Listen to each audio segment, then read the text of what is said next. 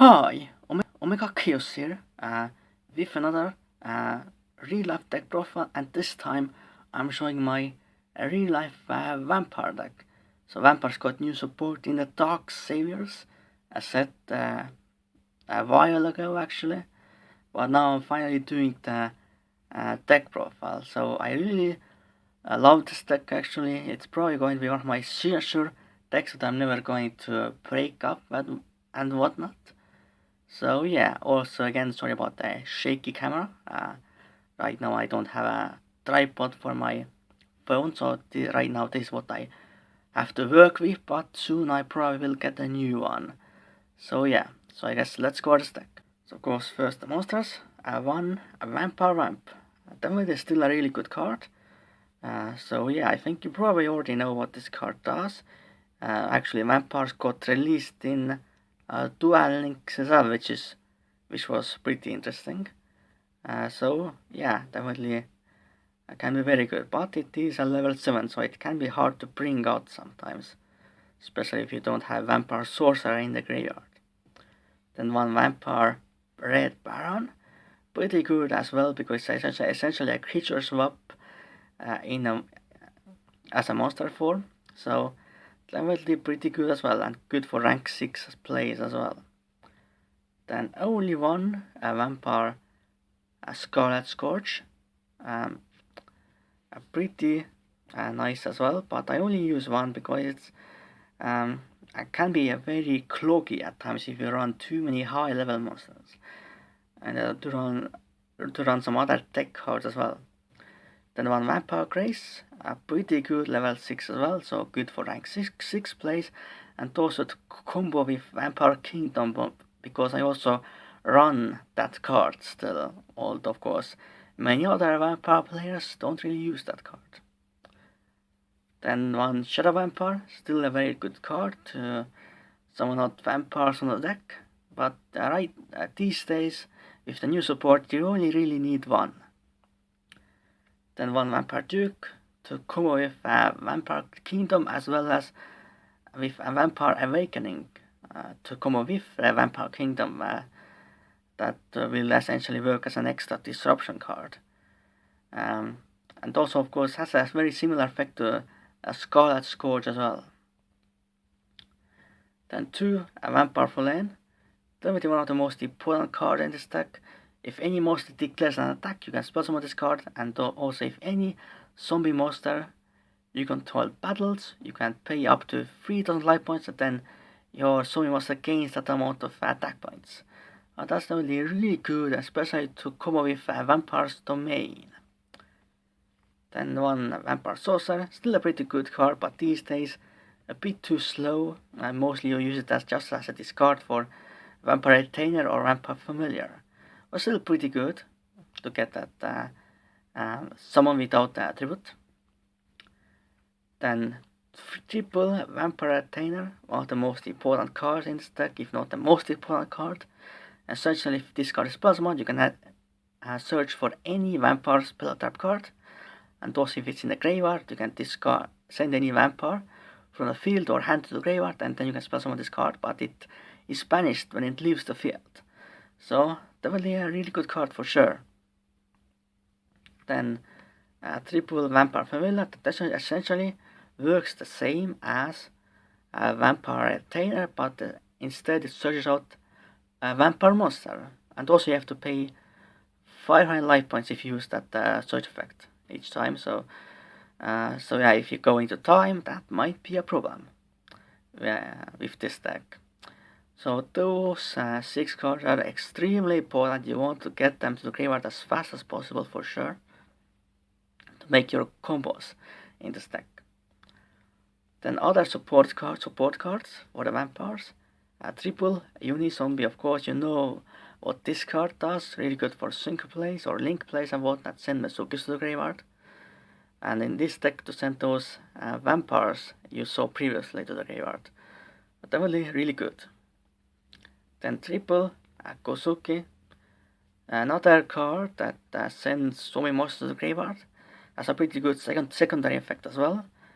But I might run Shiranui Solitaire instead of this in the future. Not completely sure yet. but definitely really good card as well in this deck. And of course, 2 Mesoke. Of course, I think you know what this card does. Definitely really good in any zombie deck, but I only run 2 because it can be a bit cloggy at multiples. So yeah, so that was the monster. Now let's see the spell cards. So triple Vampire's Domain.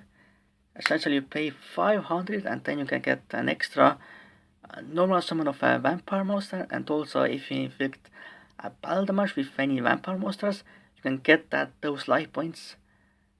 You gain life points, those life points you inflicted to your opponent. So that's really good because you pay a lot of life points in this deck, so you want to go get those back, especially before you go into time. If you go to any tournaments, of course. Then 2 Vampire's Desire. Pretty good card to send more vampires to graveyard, and also the second effect is can revive a vampire monster here, or actually yes, a vampire monster, and also then you have to send vampire to the graveyard as well. The second effect will not be used that much, I think, but first effect is pretty necessary to set up your plays.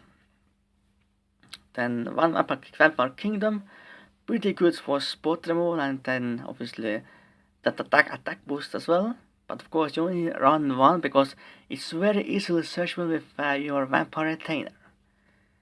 Then triple Allure of Darkness.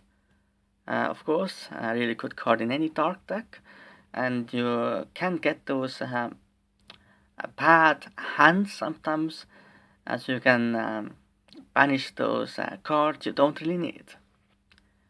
Then 1 for 1 to summon that Vampire Familiar from the deck, definitely really good. 1 Foolish Burial, of course, pretty obvious. And then Moss Reborn as well, very obvious as well. So that was spells. Now let's see trap cards. The only trap cards I really run are triple Vampire Domination, because essentially it's a counter trap that can negate anything, and also if the negated card and destroyed with the card was a monster, you can get the life points of that, get the attack points of that monster as gain the life points for you. And 2 Vampire Awakening to summon any vampire from the deck, but it's destroyed in the end phase, essentially. So pretty good if you don't have your Vampire Retainer or Familiar already, as well as to combo with Vampire Kingdom and Vampire Duke. Definitely a pretty good card. So that was traps. Now let's see the next deck. 1 Tampar Vampire Sharon. Definitely a really good card for sure. So yeah, it can detach action material to send any card from the opponent field to the graveyard. So, and yeah, second effect is pretty good as well. Then 1 Crimson Knight Vampire Pram, still pretty good to revive any of your opponent's monsters to your side of the field. So yeah, but obviously you don't really summon it that often anymore. Then 1 number 24 Dragolas the Vampiric Dragon, a pretty good rank 6 in this deck for sure. So yeah. Then 1 Adreus Keeper for Armageddon, another extra rank 5, pretty good. Then 1 Scarlet Red Dragon Archman. So of course you can make synchros in this deck with Unizombie and whatnot, so definitely really good level 8 synchro. Then 1 Bells of the Diabolic Dragons, can be pretty good in some matchups and whatnot. Then 1 Black Rose Dragon, very good if you go second. Then 1 FA Dawn Dragster, a really good card if you go first. Essentially, many times you can have like a Dawn Dragster on the field, as well as a Vampire Monster and a Vampire Domination face down, so you can essentially have like 2 disruptions in your opponent's turn, which is pretty good, but obviously not enough to be competitive in today's format, which is pretty crazy. Then 1 Bryanok, Dragon of the Icebearer, obviously has been really good in zombie-based decks in the past, but right now it's pretty good as well, despite its errata. Then 2 Vampire Soccer, a really good link monster in this deck requires two zombie monsters. You can summon a monster in your opponent's graveyard to opponent's side, and it becomes zombie type. You can also use zombie type monsters as tribute for your monsters. And then if you summon anything from the graveyard, you cannot draw any zombie type monster from the graveyard. You can draw one card, which is very good. And then one Gasaber Lightning Shadow, just as a beater, link free. One Ticket Toker, just in case if you need it. One Proxy Dragon, pretty good. And then one Link Kuribo, a very essential card in this deck to be able to link summon this with Vampire Familiar, and then you can use the Vampire Familiar's graveyard effect. So that was the extra deck. So that was my real life Vampire deck. I definitely really like this deck. I will probably keep improving it as well, because this deck still has quite a few problems with consistency and whatnot. And I'm still missing a few generic extra deck cards as well. So I hope you enjoyed this real life deck profile. For now, a goodbye and Khaos out.